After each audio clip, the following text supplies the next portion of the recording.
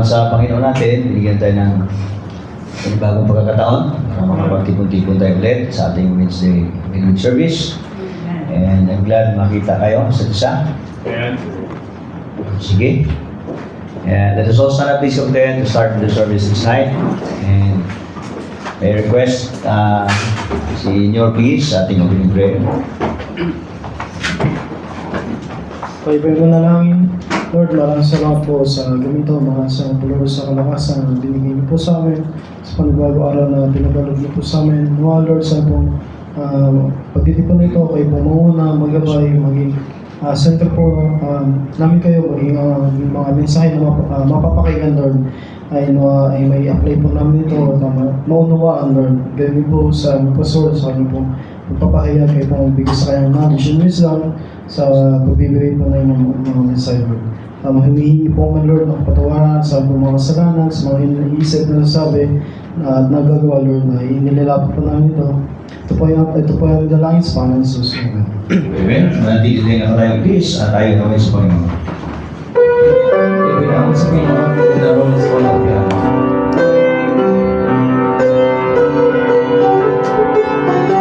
Verse 1, let us sing.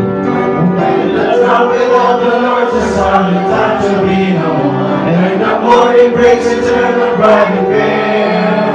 When the sable birds will gather over on the other shore, and the roll is called up yonder, I'll be there.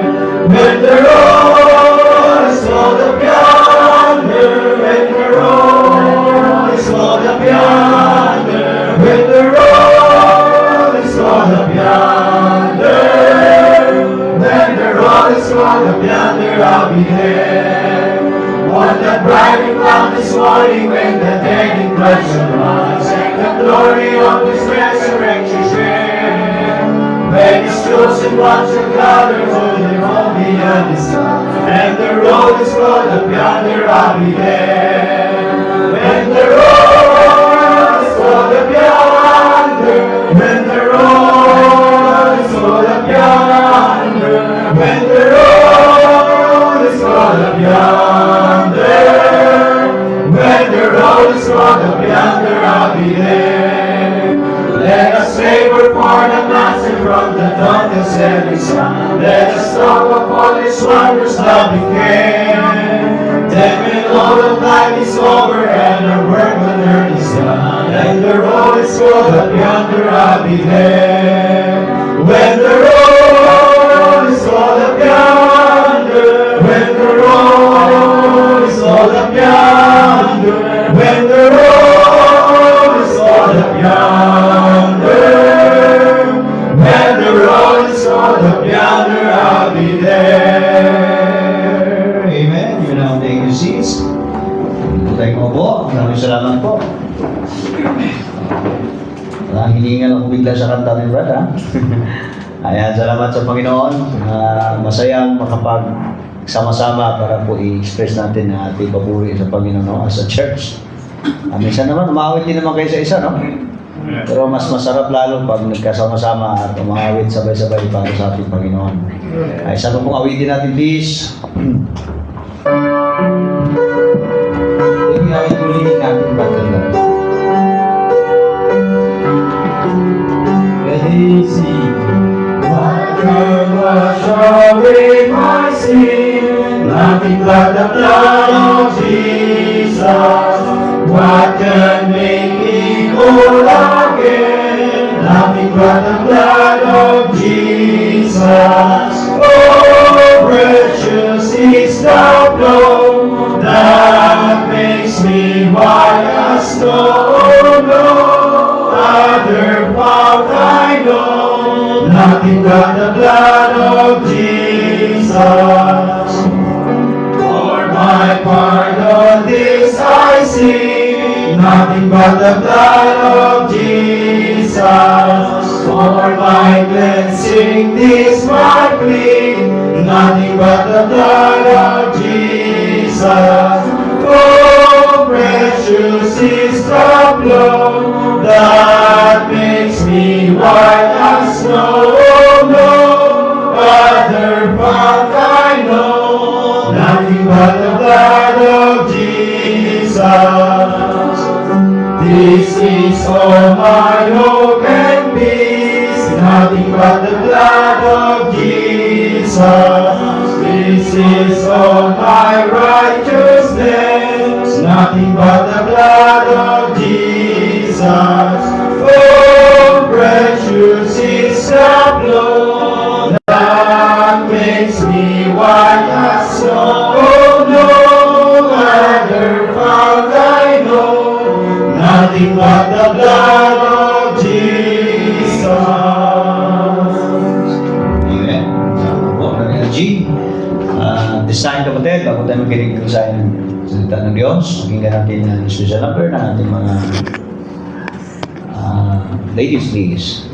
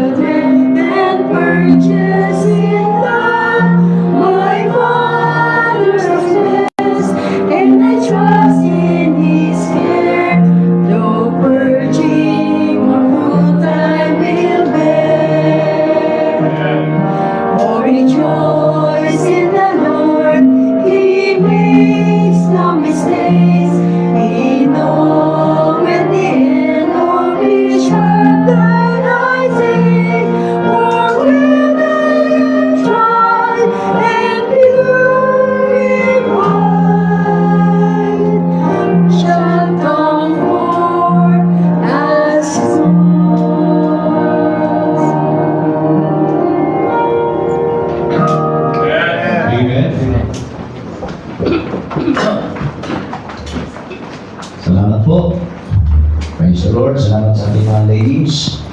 For the next Wednesday round, ng ating mga men naman. O kayo ang next na schedule po sa ating special number. Hiningal kayo. Parang mabilis yung timing nyo, ha? Oh.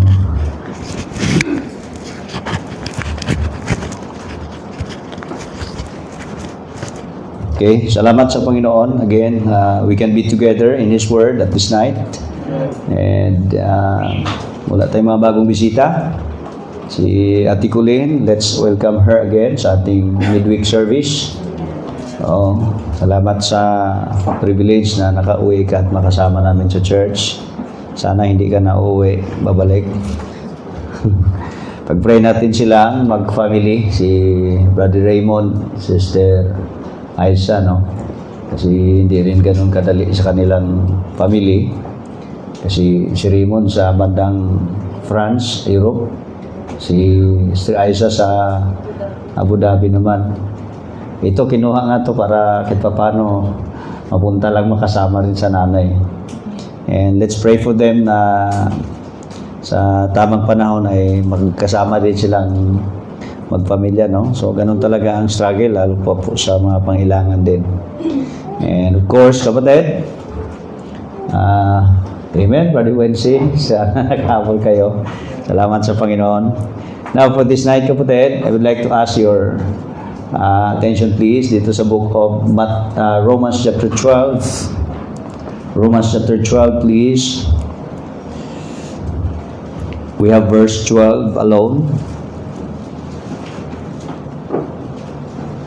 Romans 12:12. Okay.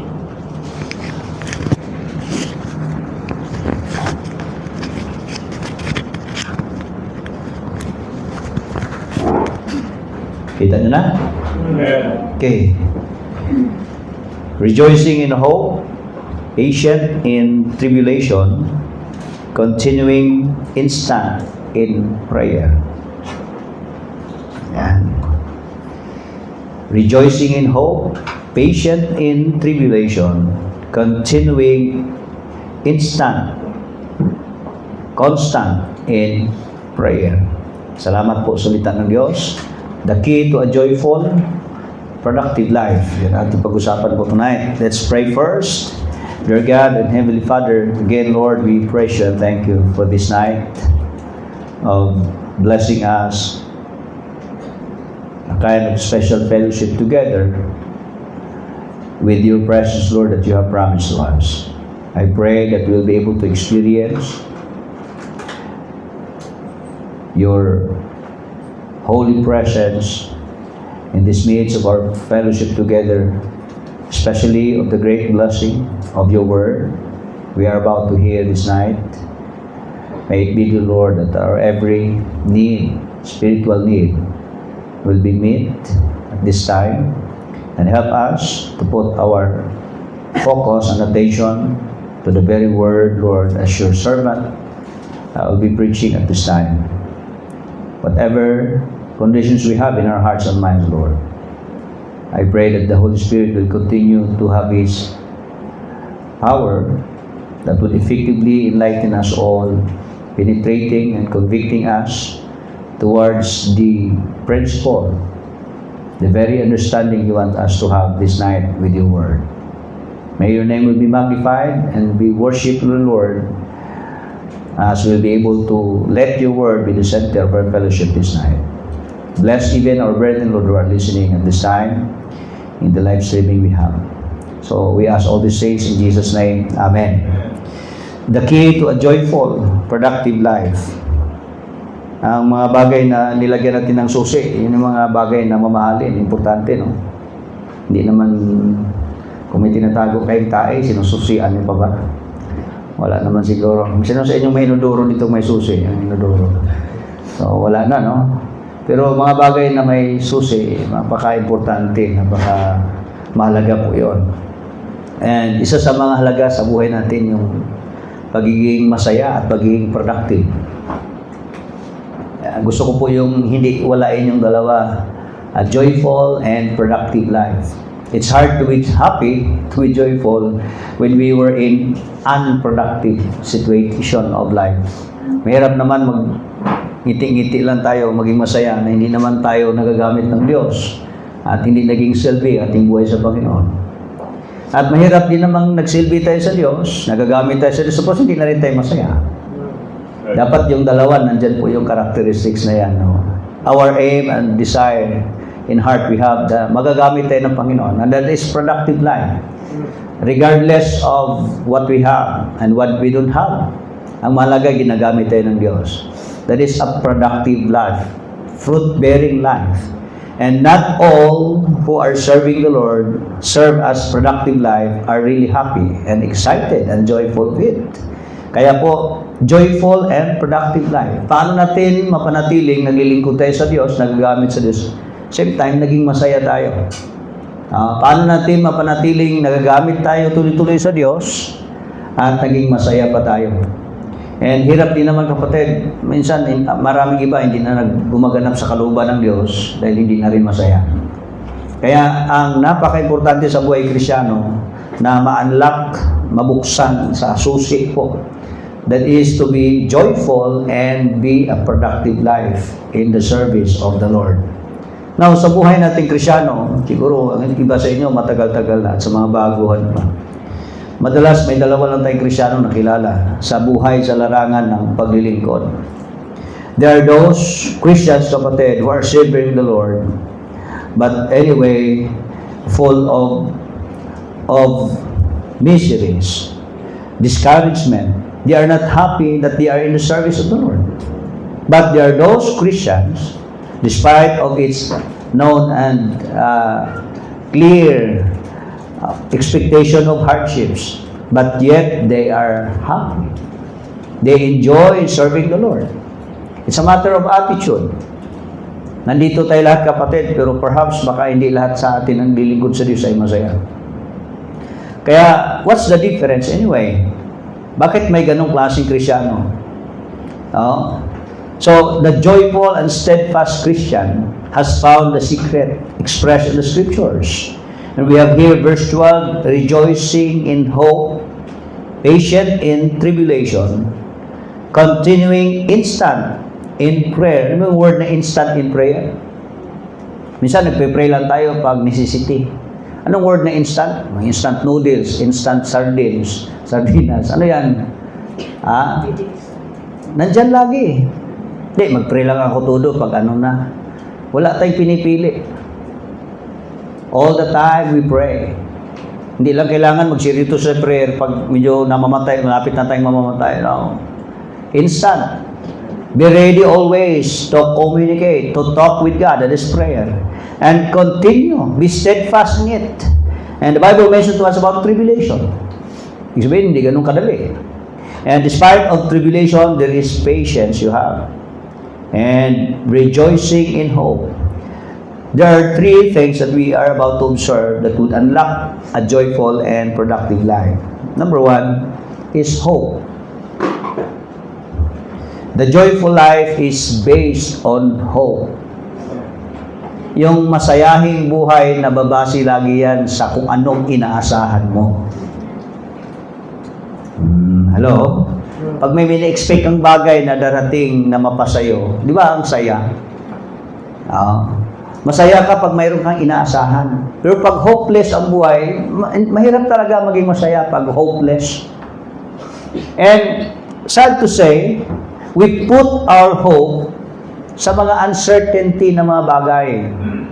Sometimes, ang mga Kristyano, na naging biktima rin tayo. Supposedly, naging totoo na tayong masaya kasi our hope must be in Jesus, looking for that blessed hope and the glorious appearing of our great God and our Savior, Jesus Christ. Jesus Christ is our hope.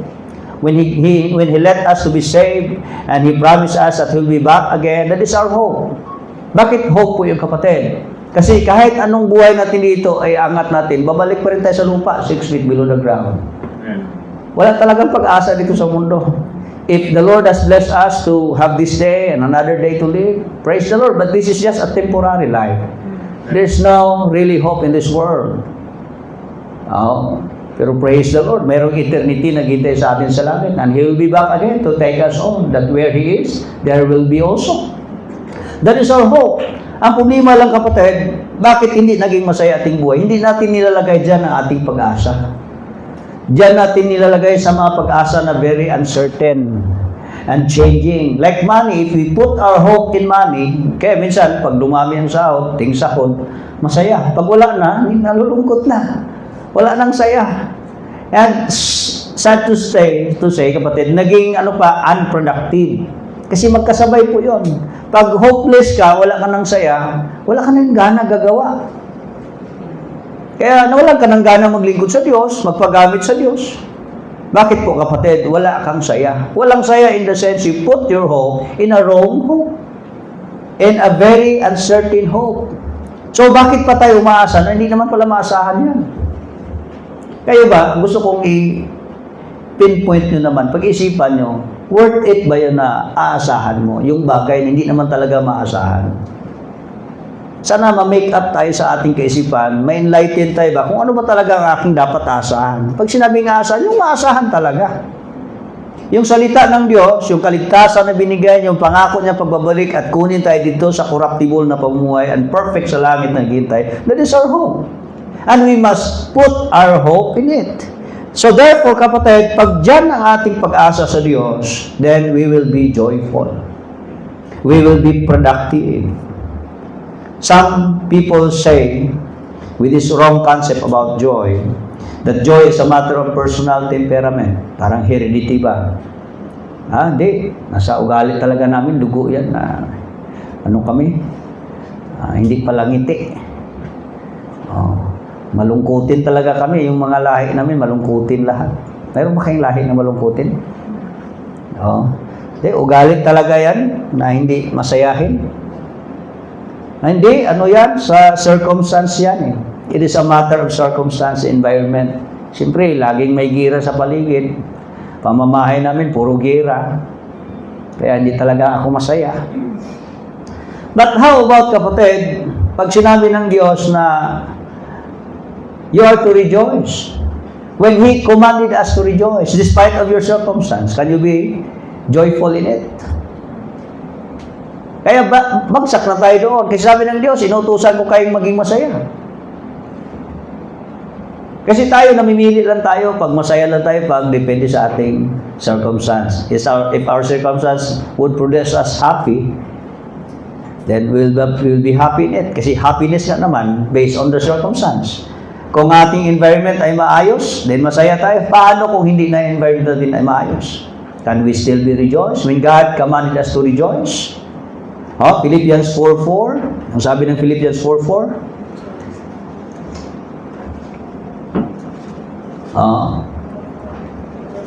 Rejoice in the Lord always. And again, I say, rejoice. Always rejoice. So, what does it mean to rejoice always? It's surpassing all your circumstance. It means regardless of your circumstance. It might be comfortable or uncomfortable.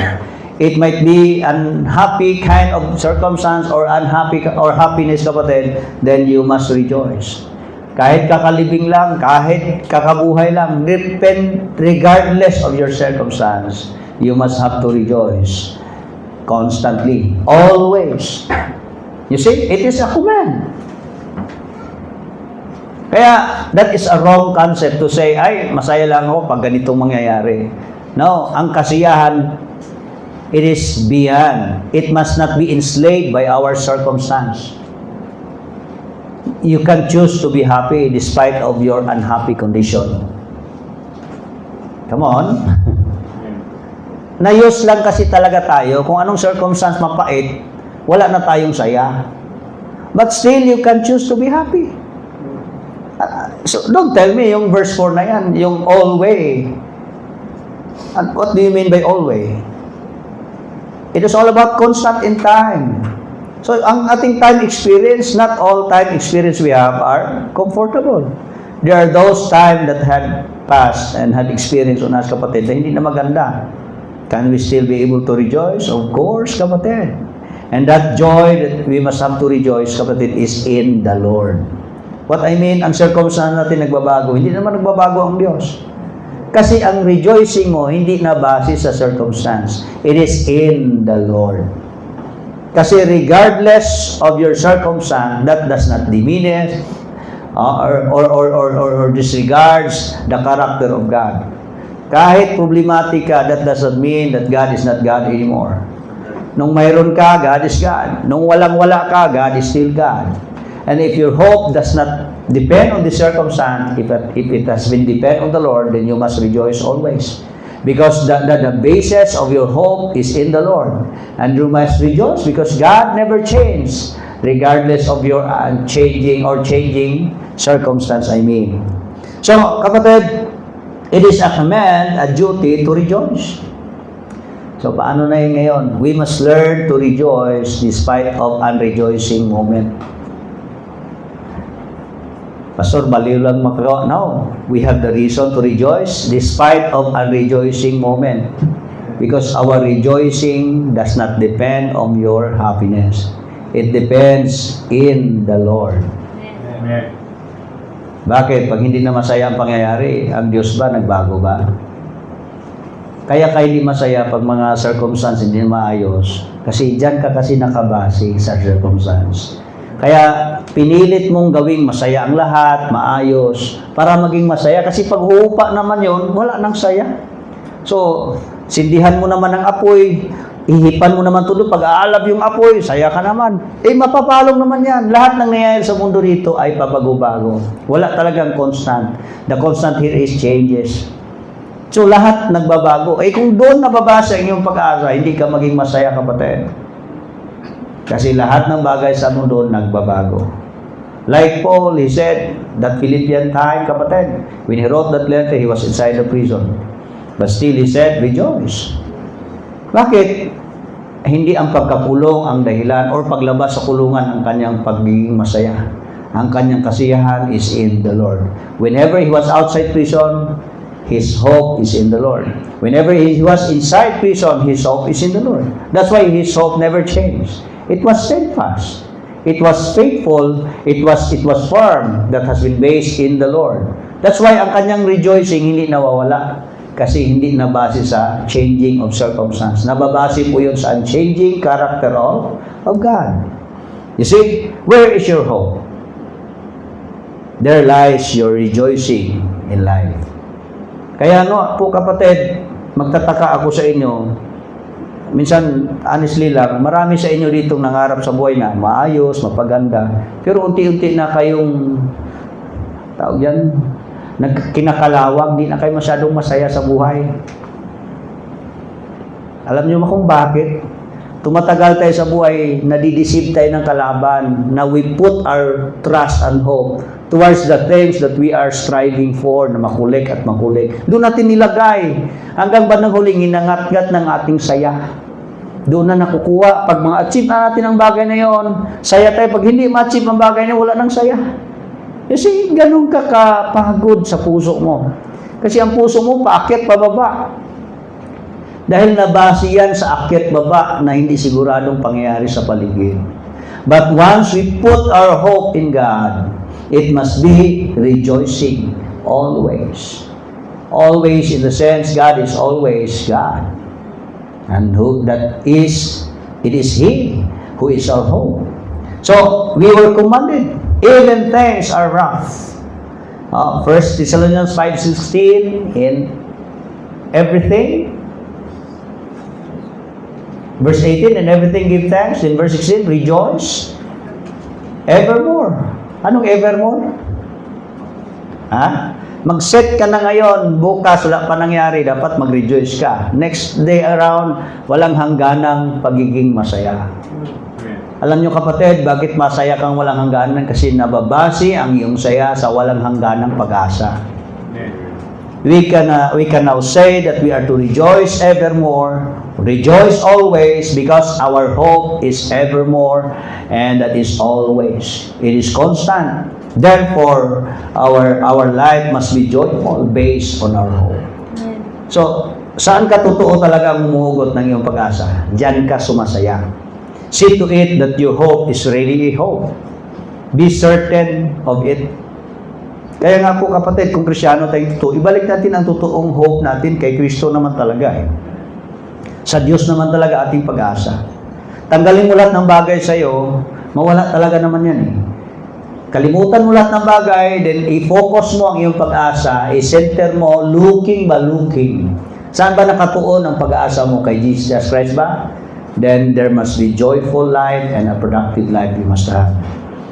Kaya nga po, mahirap pamuhay dito sa mundo, mabiktima ka at mahirapan ka rito, hindi ka na makapagpatuloy, maging productive at masaya sa Diyos kung ang pag-asa mo ay lumihis na sa malayo, hindi sa Panginoon. Hebrews 10:34. Hebrews 10:34. Sabi ng Biblia, kapatid, "For ye had compassion of me in my bonds, and took joyfully the spoiling of your goods, knowing in yourselves that ye have in heaven a better and an enduring substance." Had compassion of me in my bonds. Sino po yun? Si Paul po yun. Ano po siya? Nakulong po siya, kapatid. Ang buhay niya sa mundo, hindi niya magawa ang gusto niya sa mundo. So, kulong siya na naglilingkod sa Diyos, nangaral sa Diyos. And he took joyfully the spoiling of your goods. May mga membrong nagmahal sa kanya, doon siya kumuhugot ng saya, kapatid. And behind, sabihin, knowing in yourselves that ye have heaven a better and enduring substance. Sabi niya, despite sa nangyari sa akin, naglilingkod ako sa Diyos, pero we know it, na mayroong magandang naghihintay sa atin sa langit. You see, kung ilagay mo lang ang pag-asa mo sa nangyari sa buhay mo ngayon, wala ka nang asahan, malugmok ka dyan sa kalungkutan. Kristyano ka, kapatid, may kaligtasan ka sa aming Panginoon at mabalik siya po at kukunin na tayo dun sa langit. That must be your hope. You must put your hope there, and that you will be glad, you will be rejoicing in it. Joyfully take the spoiling of your goods. Si Pablo, kapatid, masaya siya. Kahit siya ay nasa kulungan, he was in bands. 1 Peter 4:13. 1 Peter 4:13. Sabi ng Biblia, "But rejoice, inasmuch as ye are partakers of Christ's suffering." Si Paul nakulong sa paglilingkod sa Diyos. Nagsasuffer siya dahil sa pagsunod kay Kristo. But he rejoiced. Take note, itong suffering, itong paghihirap, pinapakita po rito na nagpapatuloy siyang gumaganap sa gawain ng Diyos. Nagpapakita po rito, kapatid, na naging productive ang buhay niya. Kahit mahirap. When will be that you can still be productive despite of suffering? When you are rejoicing in it. Hello? Kasi pag mahirap ng buhay, di ka na masaya, atras ka na, ayaw mo nang gagawin ang kalooban ng Diyos. But Paul, though it was suffering, it was bands, but he rejoiced in the Lord. He consistently doing God's will, performing the will of God, despite of the sufferings, the bands, because he was rejoicing in it. You see, ang bagay kahit mahirap, ipagpatuloy mo kung mayroon kang saya dyan. Yung pagsunod sa Panginoon, hindi ganun kadali. It was a narrow way. It was a narrow road. But that is your hope. Going to Jesus Christ that made you having that joy. Kaya magpatuloy ka talaga kahit mahirap kasi nandiyan ang pag-asa mo eh. Tingnan mo ang bagay kahit gaano kahirap, tinutuloy mo kasi inaasahan mo yun eh. You see? How come you cannot put your hope in God? The true joy is able to rise above the circumstance of life. Kaya ang joy na naranasan mo araw-araw, pag hindi niya kayang mapanatiling masaya ka, pag mahirap ng buhay, hindi totoong joy yun. Ang totoong joy, kahit mahirap ng buhay, lalagpasan niya yan. Yun ang totoong saya sa buhay. At yun po yung may provide ng ating Panginoon. Na kahit mahirap ng sitwasyon, it will rise, your joy will rise up above your circumstance.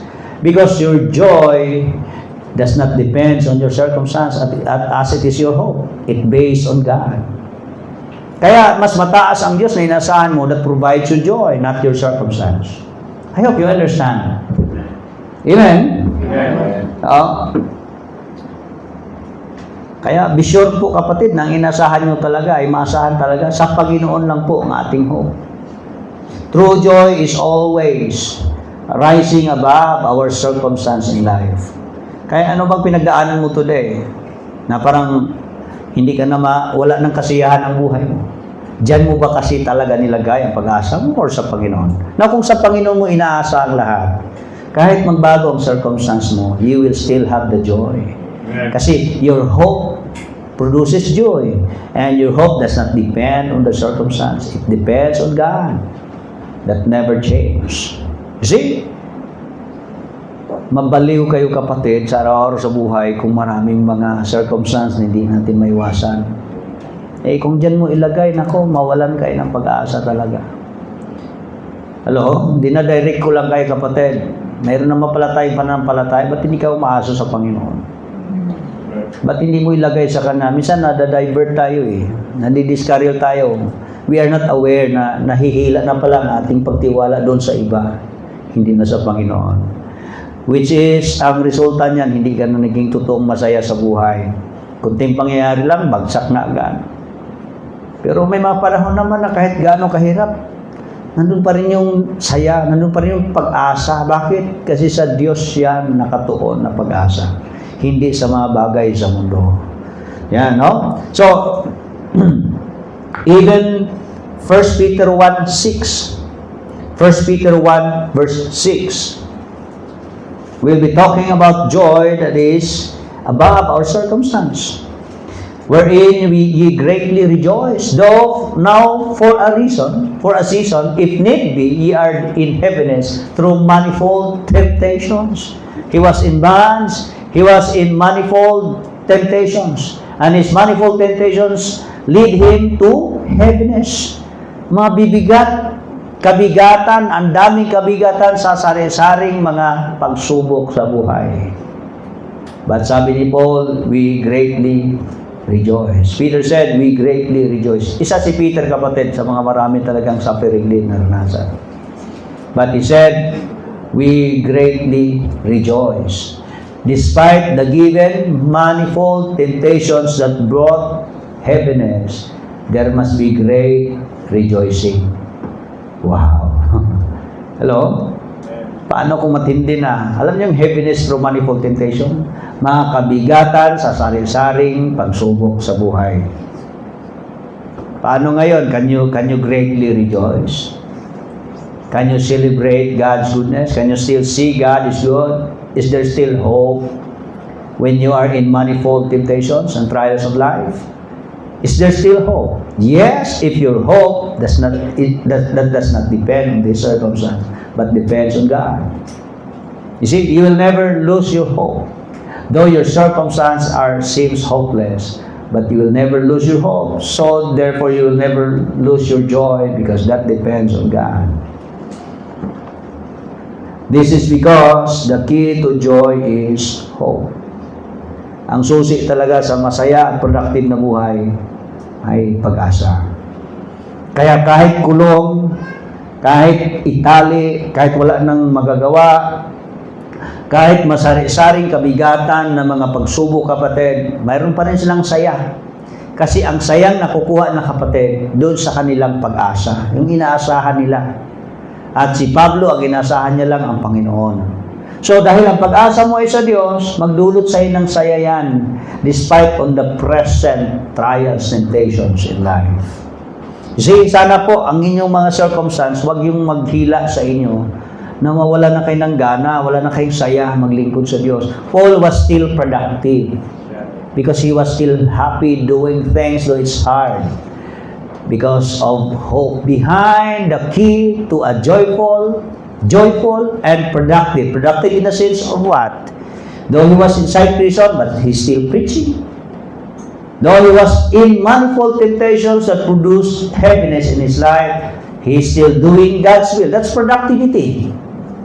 And he enjoyed a life of being productive in the service of the Lord despite of the given heaviness and circumstance. What makes that life joyful and productive? The key there is hope. Kaya kahit mahirap ang buhay, masaya pa rin magpatuloy sa gawain ng Diyos dahil ang pag-asa mo sa Panginoon. Pag ang pag-asa mo hindi sa Diyos, tapos magkahirap-hirap na ang buhay, hindi ka na maglingkod ng maayos. Napansin mo ba, palyado ka mag-serve? Kasi hindi ka kasi umaasa sa Diyos, todo talaga eh. Pero pag yung asang-asa ka talaga sa Diyos lang, kahit mahirap ang buhay, hindi mo babaguhin ang iyong pagiging productive. Kung sabi productive, nagagamit ka pa rin sa Diyos, naglilingkod ka pa rin sa Diyos, despite of your circumstance. Bakit po kapatid? Ang pagiging productive kasi, ang pagiging masayang nasa gawain ng Diyos, nababase yan sa kung saan ka umaasa. Eh, umaasa ka sa Diyos, despite of your circumstance, you will be joyful and rejoicing, doing a service of the Lord. A joyful, productive life is based on our hope. So, the Bible says, rejoicing in hope. You see? So, saan ka umasa? Paul, of course, he is telling us about his hope in God. Looking unto Jesus, the author and finisher of our faith. So, where do we get our rejoicing? It must be in God. Because in God, we put our hope. So, be sure, ang inyong inaasahan, saan makikumuha ng pag-asa? Kung hindi sa Diyos, kapatid, kawawa kayo. Malugmok talaga ang buhay ninyo sa mundong ito. At baka by and by, hindi na kayo maging productive. And yun yung dahilan bakit reserve kayo. Hindi talaga kayo nagpapagamit todo sa Diyos. Sino mang magpagamit todo sa Diyos na bugbog ang puso at kaisipan ng mga worries, takot, pag-alinlangan, pagdududa? Bakit ganun ka? Kasi ang pag-asa mo hindi talaga directly nabigay sa Diyos. Pero kung sa Diyos mo umaasa ang buhay mo, kapatid, then you will be glad. You will be rejoicing and continue being productive in the service of the Lord. Maraming iba, kunting bagay lang nahirap, sumusuko na. Wala na ng pag-asa eh. So our hope, therefore, is the key to rejoicing. And that you will be productive and continue serving the Lord. So it should be easy to see how hope is the source of joy in our lives. Kaya para ma-determine nating maging masaya tayo despite of our circumstance at maging productive pa rin sa gawain ng Diyos. Kasi we cannot separate the two. To be joyful and to be productive. It's hard to be productive when you're not happy anymore. Give it pong suffering, but you can still have rejoicing despite of the sufferings. Diba? Sabi ko na, of the sufferings of Christ, partaker siya, but rejoice. You see? Ang estudyante, kapatid, despite of difficulties in studying, there they continue the suffering and they have not been disturbed by their study habits. Kaya ang estudyante, pag mahirap na, malamdaman mo pag wala ng pag-asa kasi hindi na masyadong nagagawa ng mga school works yan. Pero pag inspired yan, may hope yan. Kahit mahirap ang klase, marami ang mga assignments, gagawin niya yan. Productive pa rin yan siya. So what made that student productive? And it's still exciting and rejoicing to do the things. Kasi mayroon siyang inaasahan, makatapos lang ako ng pag-aaral, matapos ko itong aking taon. It's about hope. So the strong hope that we have, even in the book of Hebrews chapter 10, verse 34, will give us joy despite of the seizure of their property. Verse 34, for ye had compassion of me in my bands, and took joyfully the spoiling of your goods, knowing in yourselves that ye have in heaven a better and enduring substance. Kapatid, ang matibay nating inaasahan talaga ay dapat sa Diyos lang. Pag hindi na yan, ako, undi-undi ka nang nananamlay sa pagpagamit sa Diyos at wala ka nang saya. 1 Peter 1:5-6, even yung mga Kristyano, their source of Christian joy was their hope of salvation. Ligtas po tayo. Meron po tayong eternal salvation, eternal life. Umaasa pa ba kayo yan? Pag hindi nyo na maalala araw-araw yan, napansin nyo, nakalimutan mo anak ka ng Diyos, ligtas ka pala. Kahit ilibing ka, kahit baon ka sa lupa, mabuhay ka muli. Hindi mo ba naalala yan? Pinaka-great hope mo yun, galing sa Diyos. Tatagos yan kahit wala ka ng bigas.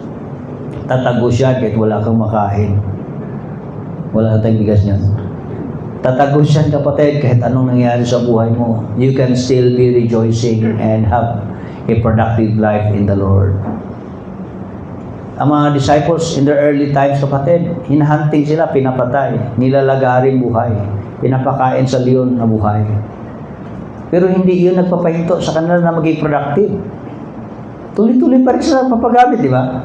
At masaya silang gawin yun. How come ganun, kapatid? They do not put their hope in this world. They put their hope in the Lord. Kaya pag sa Diyos ay tama ang inyong pag-asa sa Diyos, gaganda ang buhay niyo, maging productive pa kayo. To be joyful in life, we must have hope. If Christians are not joyful, it is because they are not full of hope. Bakit naging unhappy ng buhay mo? Kasi nawalan ka ng pag-asa. Are you following? Bakit hindi ka na masaya? Because your hope is not full. Ganun lang tayo kahinang tao. Pag wala tayong inaasahan, nangihina na tayo. You see? Hello? Just like for example, may mga pangyayaring parang hindi mo makontrol na. Tapos wala kang makitang solusyon. Naku, manghihinaan ka na agad yan. You see? If you have no hope, full of hope, then you will never be joyful in life. That is only because their minds are so preoccupied with things in life. The reason why wala natin pag-asa, dahil ang ating utak pinupuno na natin ng mga bagay sa mundo. Hello? Punuin nyo inyong sarili sa pag-isip ng mga bagay sa mundo. Doon magsimula, kapatid, na mawalan ka na ng saya. Sabi ko sa inyo, nagtitingin ako sa inyong buhay, kapatid. The more kayong nag-adventure sa buhay sa mundo, see to it na hindi kayo hilain ang inyong pag-asa na ilagay dyan sa mga bagay na inyong inaasam-asam. Dapat sa Diyos, kapatid. Lalo kayong mga nagtatrabaho, nagkakaangkin ng mga blessing, nalagay sa matataas na posisyon, nagkaroon ng mga pagpapala, see to it that your hope will not be misplaced. It must be on God. Kasi simulang dyan mo ilagay ang iyong pag-asa, kapatid, doon na magsimulang maging mawalan ka ng saya. Kasi dyan lang mo ilagay, walang certainty yan, nawawala yan, kapatid. So, very sadly, ang pinaka maraming malungkuting tao sa mundong ito, yung nasa loob ng church. Simula silang magtiwala sa Diyos, nawala na. Alam mo yung ilagay ka sa narrow way, tapos yung pag-asa nandun pa rin sa mundo. Alam mo yung tinanggal ka na doon sa Egypt, ilagay sa desierto, tapos yung pag-asa mo nandun pa rin sa Egypt. You are the most miserable person in this world. You are following Jesus, iniwan mo yung pangingisda mo, yung lambat, pamilya mo, and still you are looking back. You are the most miserable person in this world. Mas maganda umuwi ka na doon sa Egypt. Mas maganda umuwi ka doon sa pangisdaan mo. Medyo panatag ka pa for a temporary life that you have in your hands. How about today's life we have? We were told that we are to deny ourselves, take up our cross, and follow Him. It's about self-denial. We have nothing to hold on when we serve the Lord except Christ alone we have. Paano yan kung ang hope mo babalik-balik ka pa doon sa mundo? You are the most miserable one. Kaya sinabi ko sa inyo last Sunday morning, when we put our hands to the plow, it must be one direction. There must be no turning back. Sino ang asawa nila? Walang pangalan doon. Sabi ng Panginoon, iskapo na kayo dyan. Pero she turned her back. You see? Kapatid, isa sa nagpapahirap, nagpawala sa atin ng saya sa buhay, kung ilagay na natin ating pag-aasa sa mundong ito, hindi na sa Panginoon. Be sure. Kayong mga bagong mga estudyante, pa-college na kayo, mag-aaral, magtrabaho kayo, kapatid, sana hindi mawala ang inyong pag-asa sa Diyos. Hindi ma-deviate, mapunta doon sa mga pinagkitaan nyo or pinagkukunan sa bagay. Kasi pag magsimula yan, doon na magsimulang problematic at hindi ka na maging masaya sa buhay. You see, the key to have a joyful and productive life is our hope. It must be our hope in God. if they spend more time contemplating the hope we have in Christ, then you must have a joyful and productive life. And take note, how do we be able to experience hope in God? It must have faith on our part. Nandiyan naman ang ginawa ng Diyos eh. Ang problema lang, hindi ka dyan naniwala. Minsan mas tiwala ka dun sa iba eh. Okay? Ang hope dito, kapatid, will be hopeless to you. The true hope of Jesus that He can offer will be hopeless to you when you are not to put your faith in it. Kaya nga po, ang faith is napaka-importante. Faith is the substance of things hoped for.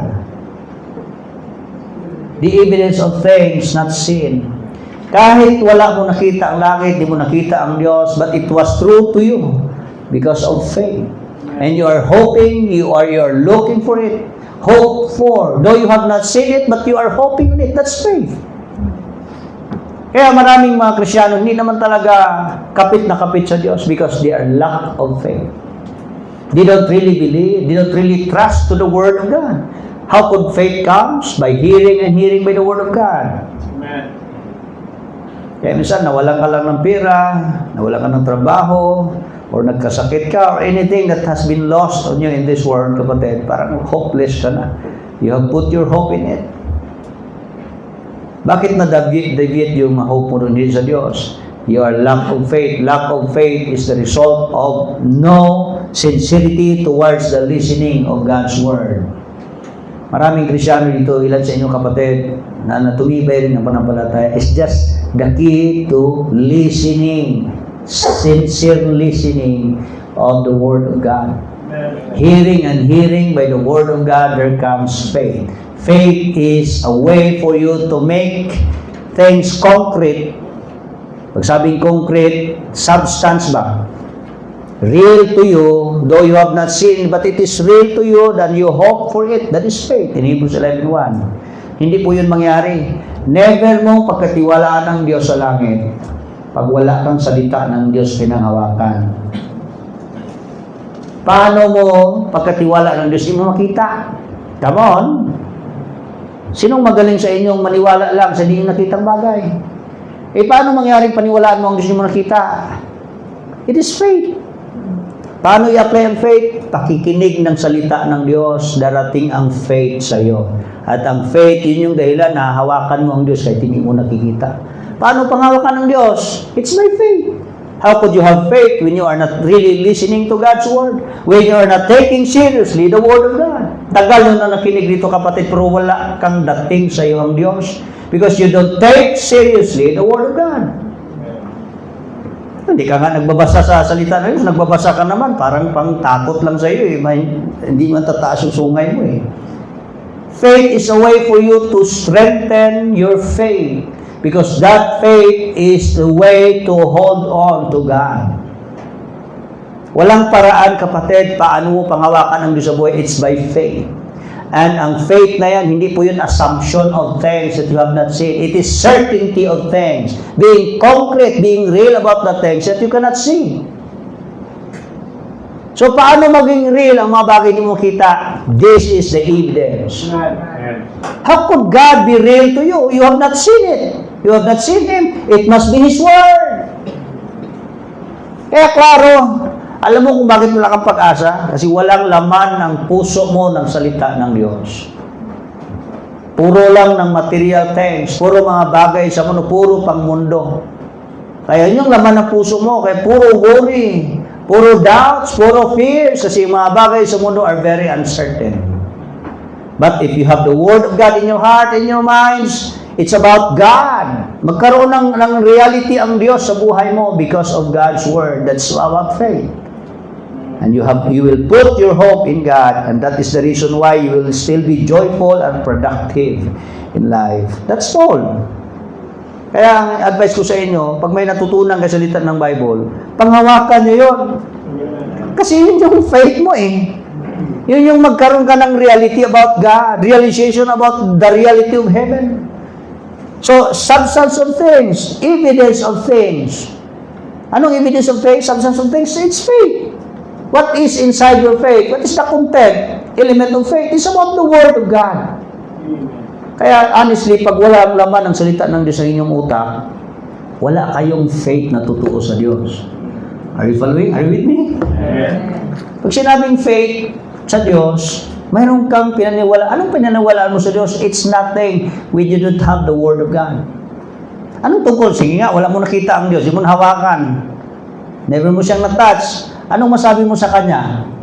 Wala kang masabi kung except mayroon ka nitong natutunan sa Kanya. Kasi ito lang ang paraan para ang Diyos maging real sa iyo. Sino mang asahan mo, hindi mo nakikita. Aasahan mo ngayon ang Diyos, hindi mo nakikita kasi mayroon kang Bible. Hearing and hearing the Word of God, there comes faith. You see, ang kulang sa iyo kapatid, bakit hindi ka umasa sa Diyos? Kasi wala kang pananampalataya. Wala kang pananampalataya kasi wala kang salita ng Diyos. Let God's Word produce faith. Necessary for you to have a strong hope. Ang matibay na umaasa sa Diyos, yun po yung may matibay na panampalataya kasi may matibay na paghawak ng salita ng Diyos. Kaya pag mabaw lang kayo rito, ay kayo yung mga taong mga hindi masayahin sa paglilingkod sa Diyos. Kasi kayo yung hindi talaga makahawak ng totoong pag-asa sa Panginoon. Anong panghawakan nyo sa Diyos? Wala kayo salita ng Diyos. So, it is faith that comes by hearing and hearing the Word of God. If people do not read the Word, they are not hearing God's Word. You can be here this night, but you are not actually listening. You can hear it through your ears, but you are not listening through your heart. Hello? Lakas na. Napansin niyo ba? Lakas naman ng speaker na yan, pero hindi tumatalab sa'yo. It's about the conditions of your heart. Wala talagang nais puso mo. Number 2 na tayo. Number 2 na. So, number 1 is hope. Number 2, the same verse 12, patient in tribulation. Patience. That's number 2.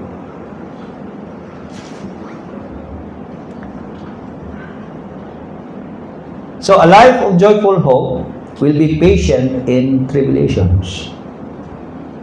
Kahit mahirap ang buhay, kapatid, hindi ka magsala-sala. Kasi may inaasahan ka naman eh. Alam mo yun? Hindi ka magsala-sala. Hindi ka matataranta, kapatid, sa buhay kung anong circumstance sa buhay mo because your hope is stable. It is eternal. It is firm. It is fixed.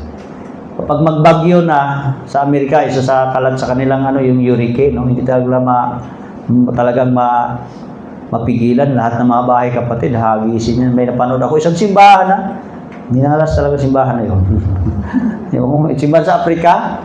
So nagpanambahan sila yung hurricane, ang tawag yung tornado, umikot doon, pumasok sa pintuan talaga ng church. Lahat ng mga membro halos tumalsik doon sa mga bintana, sa mga pintuan sa gilid. Sabi ko, grabe naman itong hurricane, doon talaga pumasok sa church building nila. Kapatid, pag dumating ang bagyo sa buhay mo, tapos mahina ang bahay mo, sala-sala ka talaga. Yung bahay namin noon sa probinsya, nipa, ang bubong, tapos mga kahoy, tapos mga kawayan. Pag magbagyo na yung kapatid, si Papa, hanap na kami ni Kuya ng mga tukod sa paligid. Tukuran na yan. Lalo ba ang hangin dito papunta? Sa likod ng bahay, may mga tukod na yan, may mga tali yan. Para pag dumating yung hangin, kapatid, na malakas, matibay siya. Pero hindi talaga matibay loob namin kasi pag muhangin na, gumaganong-ganon, no, pumapalakpak na yung mga nipa sa taas. Umu-open-open yan. Open, close, open yan. Halos dahil mga kahoy yan ka, gano'n na lang. Kaya si Mama noon, kapanguros na si Mama noon. As naliligo na kami sa ulan. Pero yung mga bahay noon, na mga kapitbahay namin sa Malaylaay Kunti, sa mga tabing kalsada, ng mga simento, mga yero, as matitibay yung pagkagawa. Ang iba, kapatid, nanonood lang ng TV. Parang hindi naliligalig, kapatid. Talagang panatag lang. Okay lang yan, dadaan lang din yan. Kasi, yung kapanatagan mo, bunga po yun kung matibay ang inaasahan mo. Kaya hindi ka matataranta, total, matibay naman palang pinagkatiwalaan mo eh. So, panatag ang loob mo ngayon. Yung pagiging patient, kapatid, ugali po yung maipulos sa taong may totoong pag-asa. Hindi yung matataranta ka. Now, let's talk about patient. Kaya nga, ang mapunta sa ospital, ang tawag yan, pasyente. Bakit tinatawag yung pasyente? Sa word na pasyensya. Means, it is more than simply enduring and forbearing. Akala natin yung pasyensya or patient, yung kaya mong mag-endure or mag-forbear. It is more than that. It is taking in thought of activity despite of hardship. Ibig kong sabihin, na kahit mabigat na ang pangyayari, magagawa mo pa rin ang gawain mo. That is patient. Hindi lang yung dumating ang pagsubok, after 1 year, ay, tingnan mo, nasa church pa rin ako, kaya matibay ako. Hindi lang po yun, na nandyan ka pa rin, member sa church, yung during sa hardship, during sa trial, naglilingkod ka, hindi mo binago ang iyong commitment sa Diyos, hindi mo binago ang iyong kasunduan sa Panginoon, hindi mo binago ang iyong paglilingkod sa Diyos, ang kalooban ng Diyos, ginagawa mo pa rin. Nung maluwag ang buhay, ginawa mong kalooban ng Diyos. Nung mahirap ang buhay, ginawa mo pa rin kalooban ng Diyos. Yung gagawin mo pa rin ang kalooban ng Diyos at hindi mo bibitawan ang kalooban ng Diyos despite hardship na. Tawag niyan patience. So, kailan pala Pastor ma-apply ang patience?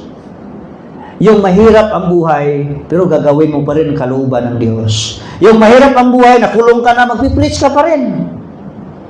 Yung may mga bans and afflictions, pero tinutuloy mo pa rin ang kalooban ng Diyos. Kasi tayo, kapatid, nawala na tayo ng pasensya pag mahirap ang buhay. Hindi na tayo nagsiserve ng maayos. Kaya yung mga Kristyano hindi naman tayo nagsiserve. Nagsiserve naman todo noon yan, pero kaya hindi na masyado. Bakit? Likod niya nawalan ng pasensya. Hindi nila kayang bitbitin ang gawain ng Diyos samantalang binubugbog, sinasampal ng mga pagsubok. Come on, are you with me? Ikaw, kahit ganong sampal ng pagsubok sa buhay, bitbit mo pa rin kalooban ng Diyos, gagawin mo pa rin. That is patience. Maraming estudyante, nakagraduate nga naman, pero hindi nagsastudy. Kasi, yes, nakagraduate ako. Forbearing lang yun, enduring, but not patience. Bakit? Nung sa time nag-study, paghirapan na, nangudigo ka lang, pwede ba pakopy ng sagot? Nag-AI ka lang, chat GPT ka lang. Ay, kapatid. You see?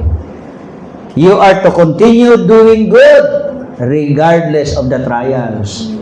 Pag trial na, hindi ka na gumagawa patuloy ng mabuti, Hindi ka nagsusulining, hindi ka nag-invite, ka nagbasa ng Bible, hindi ka nagpipray pag mahirap na buhay. Anong klase? Wala kang patience, kapatid.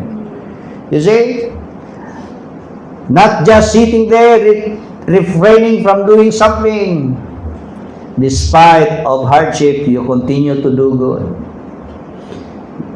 Tribulations. This could be trials suffered for the cause of Christ. Ibig sabihin, sumusuong pa rin si Pablo sa paghihirap, sa paglilingkod sa Diyos. Ang tawag niyan, patience. Pero yung pahirap ang buhay, tapos umatras ka na sa gawain ng Diyos, nawalan ka ng pasensya. You see, isa sa mga ugali na mayroon tayo, susi sa pagiging masaya yung pagiging pasensya.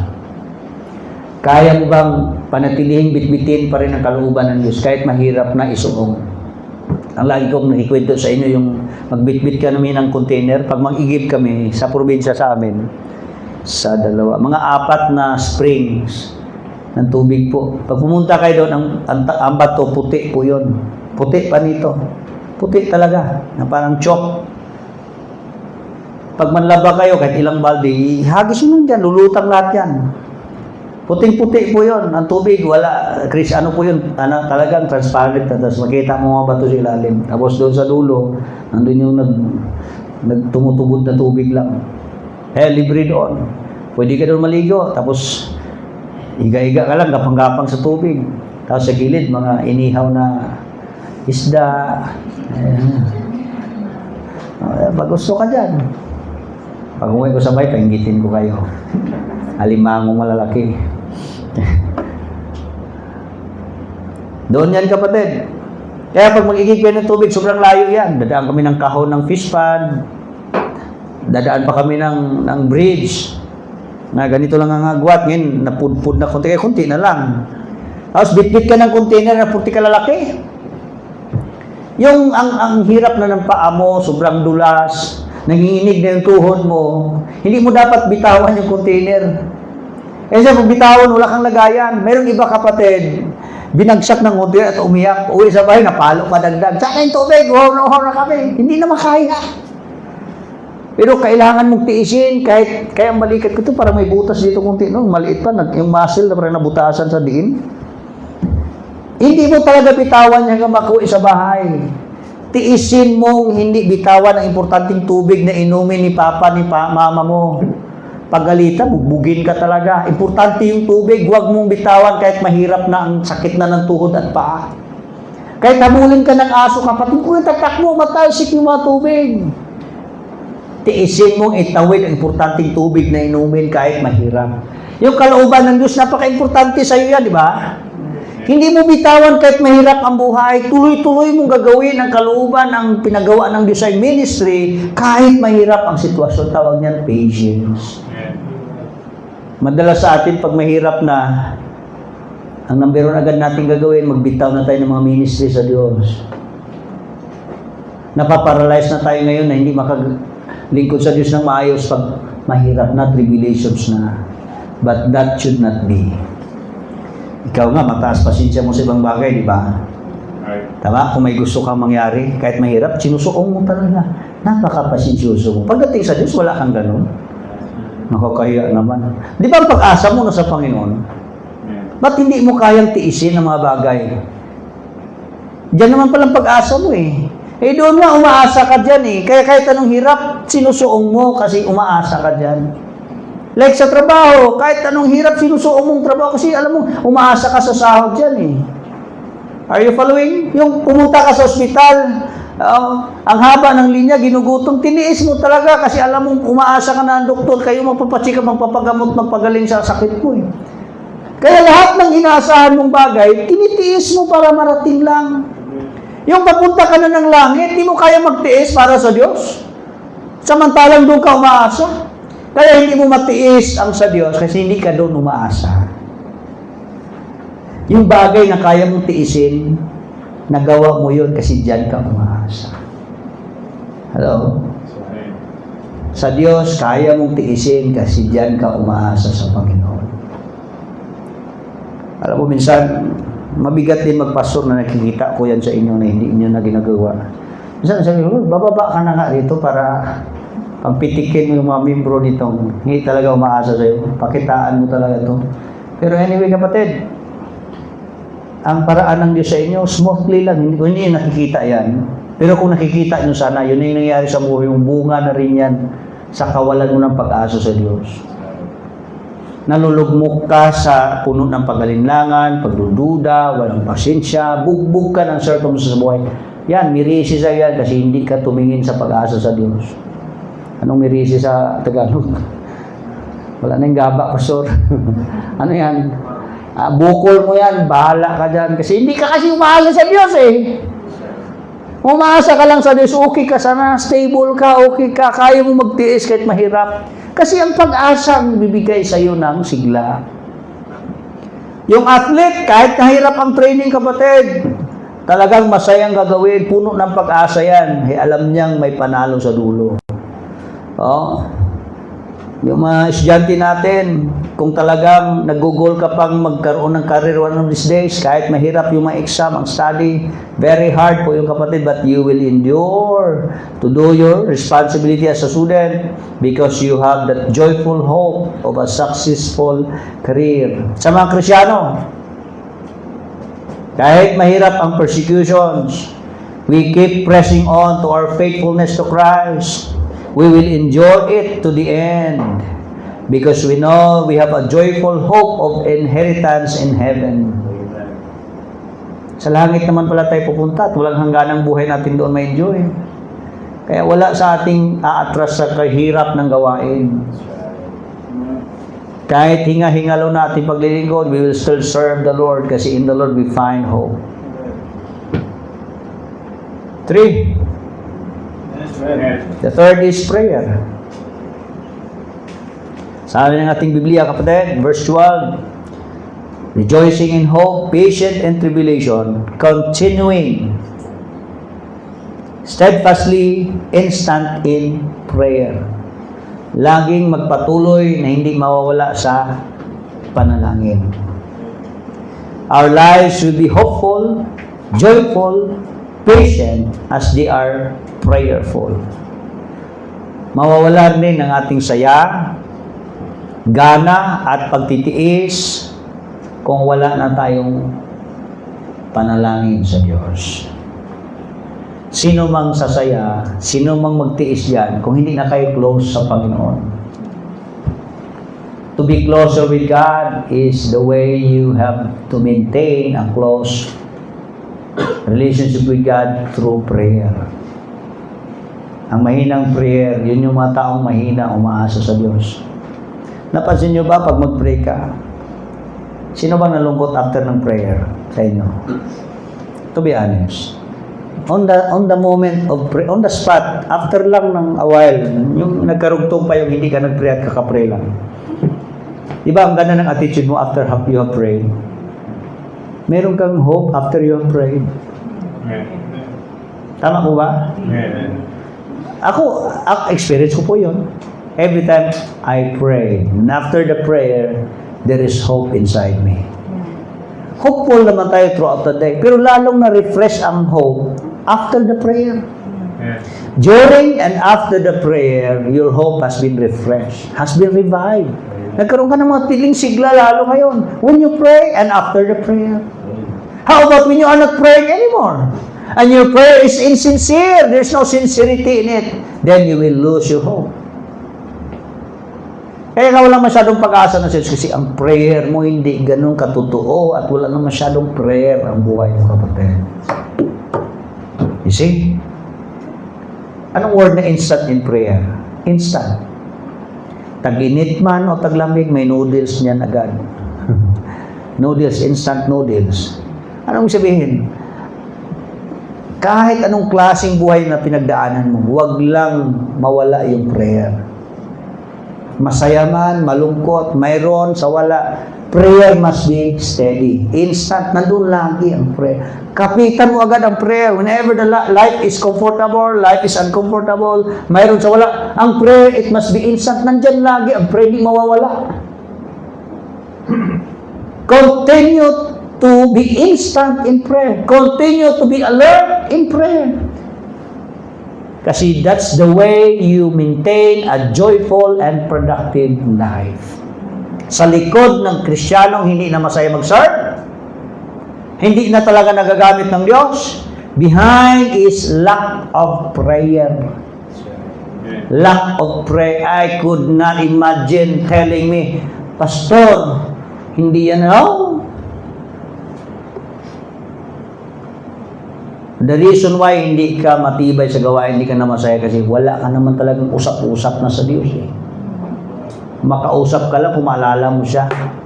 Mausap ka lang pag hinihirap na huminga or nawalan ka na or problematic ka. Doon mo rin siya kinausap. Hello? Our life must be hopeful, joyful, and patient if we are to start it with prayer. Continuing in prayer. Continuing steadfastly in prayer is essential. The relationship between prayer and joyful life is implied in the scriptures in 1 Thessalonians 5:16 to 18. 1 Thessalonians 5:16 to 18.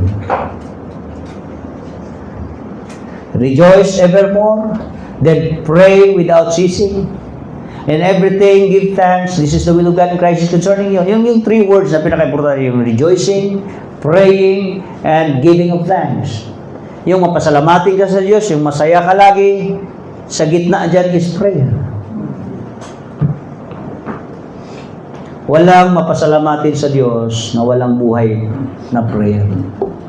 Wala kang makita Kristiyanong totoong masaya pag walang buhay ng panalangin. Kapatid, tonight, kung hindi ka na masaya sa gawain ng Diyos, sa Diyos, wala na kang productivity, pabaya ka na sa paglilingkod. Sa likod niyan ang problema, ang sakit mo, hindi ka na pala panalangin. Hindi na seryoso ang prayer life mo, kapatid. Na-try mo na bang umupo, ikaw lang isa, mag-pray ka or lumuhod na seryoso? Naranasan mo na ba yun? Kausapin ang Diyos ng totoo. How does it feel? It feel refreshed, revived. When you pray. Alam niyo, ang pinaka-strong part sa ating buhay is our knees to bend. The strongest man in this world when they are to start bending their knees before God. Daniel, when he started to pray, it let his friends escape from the fiery furnace. Si Abraham, yung delikadong pangyayari nila and all his family has been rescued when he started to pray. Ang pinakamabilis nating magawa lang ba sa matinding pagsubok sa buhay is prayer. Kasi pag may problema, may pera ka agad mabunot. Pero pwede ka makapag-pray agad. May tao ka ba agad makatulong instant? Instant nating magawa is prayer. Instant. Ibig sabihin, it's just a matter of call away with God. Open lagi ang Diyos sa ating communication. Yun ang laging magawa mong instant. Ibig sabihin, nandyan lagi yan. Bakit hanapin mong wala? Nandyan pala ang Diyos. Bakit mo hanapin? To pray, to talk to Him. You see, walang masaya at productive na buhay outside prayer. Just continue to pray. Have sincerity on your prayer. Pray without ceasing and we can rejoice always. Sure kapatid, kahit mahirap ang buhay mo, there is an inner joy after you pray despite of the present circumstance you have. Nakailang beses na rin tayo nakaranas. May mga pamag-anak tayo na sa ospital at nandun ka. And we started to pray after closing your eyes and you open it. There is hope inside. Now, may problema ka on the spot, ang bigat, when you pray and when you open your eyes, there is hope inside your heart. You see, kaya ka nawalan ng pag-asa, hindi ka panapanalangin. Start to pray. Start to pray. Prayer is one factor that affects or key that affects and unlocks to have joyful and productive life. Kayo, nagdito kayo naglilingkod sa Diyos, darating din ang time, mawala na rin kayo dito ng pag-asa. Kung hindi kayo pala panalangin, hindi kayo lagi nag-uusap sa Diyos. When was the last time you have prayed?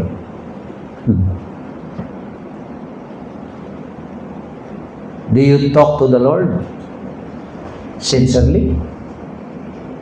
Paano kayo mag-usap sa Diyos? Emergency? Nalang sa doktor, pag pumunta kayong emergency, wala kayong pake sa doktor. hindi siya mahalaga yung masave yung kamag-anak mo.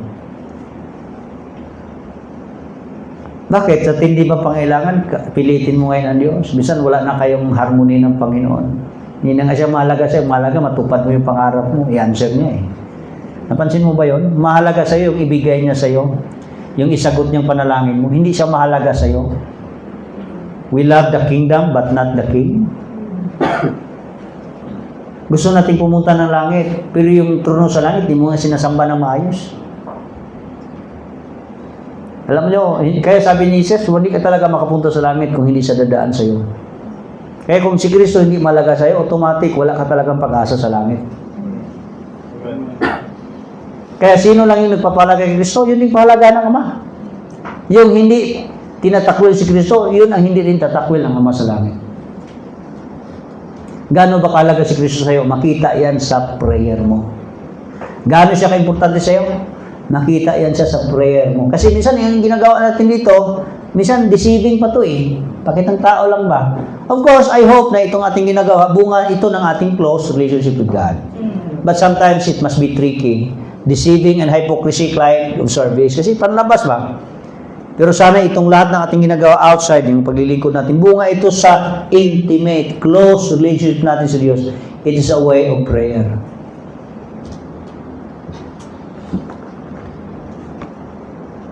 How do you serve the Lord?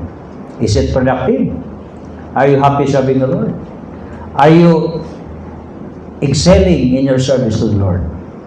Gumaganda man yung paglilingkod sa Diyos habang masaya yung paglilingkuran siya? Yun ang hinahanap natin, kapatid. Nag-i-enjoy tayo habang nag-i-improve sa ating pagsaserve sa Diyos. And three important factors that affects on this is our hope, our patience, and our prayer. Let's all bow our heads please and close our eyes. Lord, thank you so much for this night. I hope, Lord, na lahat kami ay mga dadalhing mga mensaheng maging lesson sa amin, Panginoon. Bigyan niyo po kami ng pananalig na ng palatayang ibalik sa inyo. Na dyan makatuon lamang aming pag-asa o Diyos. Pag hindi kami ma-overwhelm, hindi kami talo, Panginoon, na mapagsubok sa buhay. And Lord, salamat po sa tagal namin paging Krisyano, yung mga salita. Tinuturuan kami maging pasensyoso sa lahat. Yung kaya namin magtiis, na hindi bitawan ang inyong kalooban, ganapin at gawin pa rin ito. Despite napaka-painful, napaka-hard na po ng circumstance. The reason why, Lord, di namin mabitaw-bitawan kayo kahit mahirap ang sitwasyon, because our hope is in you. There is a greater hope waiting for us in heaven. And Lord, help us. Like the disciples, Lord, teach us to pray. Sometimes it's common to say about prayer. But anyways, Lord, we cannot take prayer as our life. Sometimes we are insincere of our prayer. Sometimes we pray and we don't receive because we ask amiss. We were just consumed with our lust. We just pray, we just talk to you earnestly because we want something from you. Sometimes our heart is very far from you, but near to the things that we are asking for. Napakadaya namin, Panginoon. Lumalapit lang kami sa iyo kasi may gusto kami sa kamay mo. Hindi talaga ikaw personal na gusto namin. Lord, help us. At this night, ibalik niyo po ang maayos na puso namin. Hindi lang yung bagay, Lord. Hindi dapat yung mga bagay na mayroon kayo sa inyong kamay. Kundi ikaw mismo. It's more on our personal relationship that we treasure most. Not the things that we have received from you. But you, Lord, as the source of everything we have. Yung kung sino ka, yung mapagmahal na Diyos, mabuting Diyos, yung karakter mo, Lord, yung magnificency mo, Panginoon, yung kami nabibighani, yung kami nagsasamba, yung kami, Panginoon, na in love sa iyo. Yung kabutihan, biyaya mo, Lord, na aming naranasan, yun, Panginoon, nagdulot na lalo ka naming i-treasure, lalo ka naming mahalin. And day by day, day to day, Lord, hindi kami naghihinayang, hindi kami nawalan ng gana when we take quality time to pray, to talk with you, Lord. Help us, Lord, to strengthen our life having quality time in prayer. Pagpalain niyo po, mga kapatiran. Bawat isa sa amin, Panginoon, i-improve niyo pa ang aming buhay. As we serve you, Lord, it must not be an abomination to you because you have seen us being excited. We are happy, we are rejoicing, we are glad to serve you, Lord, while we are abounding in the work of the Lord. Salamat, Panginoon, pagpalain niyo po kami tonight sa pangalan mo lamang, Panginoon Jesus. Amen. Okay, let us all stand up, please, kapatid. Tayo po ay awit sa Panginoon habang tayo magbibigayan sa ating tithes and offerings.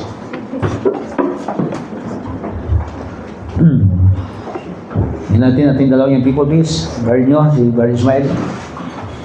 Mag-pray muna tayo. Panginoong Diyos, pagpalain niyo po aming pagbibigayan. Kayo pong may taas sa amin and bigyan niyo kami ng masaya at maayos na puso sa inyo, Panginoon, sa paghalay nito. In Jesus' name. Amen. Thank you, Lord. To God be the glory. This sing verse 1. To God be the glory, great things He has done. So loving the world that He gave us His Son. Oh yeah, then His life and atonement for sin, and open the life gate that all may come in. Praise the Lord, praise the Lord, let the earth hear His voice. Praise the Lord, praise the Lord, let the people rejoice. All come to the Father through Jesus the Son, and give Him the glory, great things He has done. Great things He has taught us, great things He has done, and great are rejoicing through Jesus the Son. But you and higher and greater will be our wonder, our transport when Jesus we see. Praise the Lord, praise the Lord, let the earth hear His voice. Praise the Lord, let the people rejoice. Oh, come to the Father through Jesus the Son, and give Him the glory, great things He has done. Amen. This is Brother Dan, please. Starting closing prayer, please, Brad.